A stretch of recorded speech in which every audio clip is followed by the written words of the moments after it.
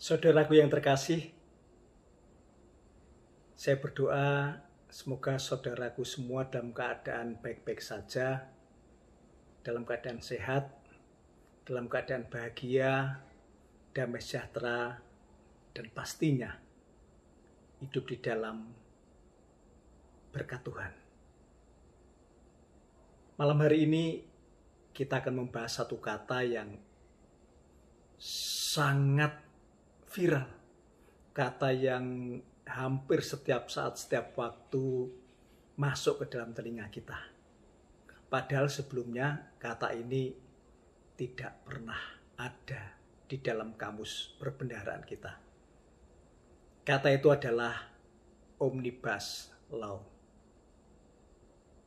Menilik sejarahnya, kata Omnibus Law ini bermula dari sebuah istilah yang dikenal dengan omnibus. Omnibus itu adalah bus yang omni, bis yang omni. Omni itu bisa diartikan mampu menampung dalam jumlah yang banyak. Sesuatu yang memiliki ukuran yang ekstra besar. Sesuatu yang sangat besar. Atau kalau satu kata mungkin bahasa Indonesia yang lebih tepat adalah kata maha. Terutama untuk soal tampung-menampung. Pada tahun 1820, itu di kota Paris, tiba-tiba ada satu bis yang muncul yang bisa memuat penumpang maupun barang dalam jumlah yang lebih banyak dibandingkan bis-bis yang lain. Dan masyarakat menjulukinya menjadi satu istilah omnibus, yaitu bis yang omni, bis yang memuat banyak orang dan banyak barang. Dalam perkembangannya, bis yang omni ini, yaitu omnibus, menjadi satu kata untuk menggambarkan sesuatu yang memiliki daya tampung yang besar, daya tampung yang banyak, daya tampung yang tinggi. Misalnya kalau kita punya sebuah tas yang bisa menampung banyak barang, maka tas itu bisa kita sebut omnibus. Demikian juga kalau kita punya ruangan yang bisa menampung banyak hal yang luar biasa daya tampungnya, maka ruangan itu bisa kita sebut dengan omnibus. Ya, omnibus akhirnya menjadi bagian dari hukum, yaitu Omnibus Law, di mana Omnibus Law ini merupakan satu produk undang-undang yang memuat banyak hal.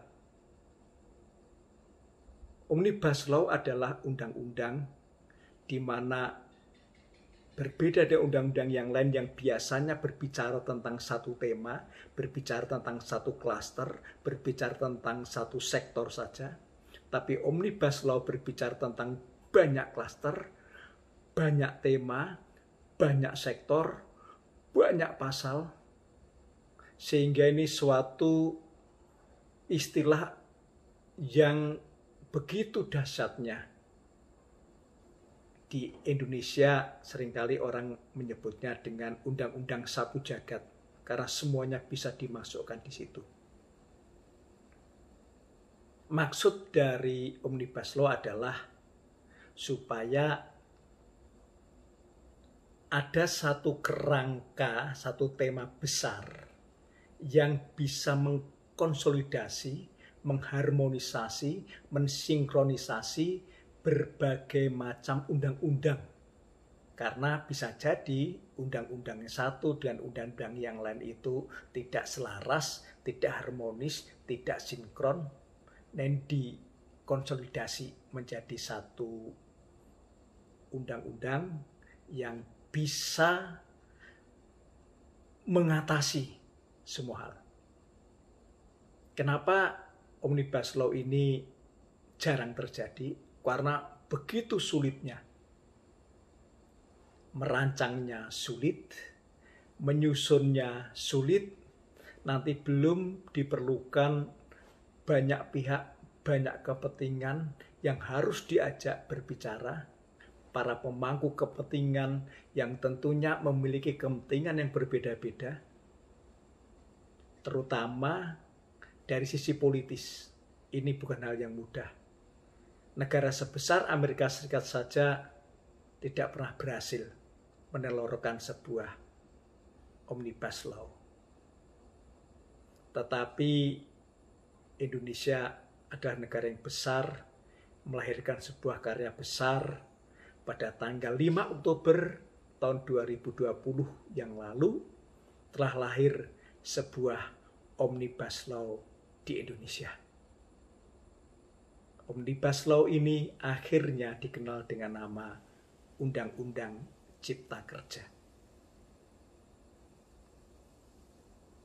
Saudara-saudaraku yang terkasih, kita sebagai orang yang percaya kepada Tuhan, itu kita harus memiliki rasa syukur dan berbahagia. Karena Tuhan kita juga Tuhan yang memiliki kuasa yang tak terbatas. Kasih-Nya terlalu besar. Kita bisa menyebutnya bahwa Tuhan itu adalah Omnibus Law. Tuhan kita adalah Tuhan yang omnibus. Tuhan yang begitu bisa menampung segala hal dari kita.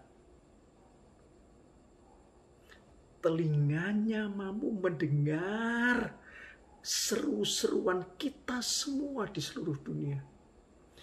Tangannya terlalu kuat untuk menampung segala persoalan yang sedang kita alami. Inilah Tuhan yang omnibus. Dan kita bersyukur Tuhan kita adalah Tuhan yang omnibus. Kita semua, siapapun kita, dimanapun kita, apapun persoalan kita, jangan pernah takut, jangan pernah khawatir, jangan pernah ragu. Kita punya Tuhan Allah yang omnibus. Tuhan Allah yang dahsyat, yang luar biasa. Maha segala-galanya. Maha pengasih, maha penyayang, maha kuasa, maha adil. Segala maha adalah kepunyaannya. Tuhan, selain omnibus, kita juga mengenal Tuhan adalah pribadi yang omnipresent. Yakni Tuhan yang maha hadir. Tuhan yang ada di mana-mana. Sehingga kita tidak mempunyai ruang untuk bersembunyi daripadanya. Dimanapun kita berada,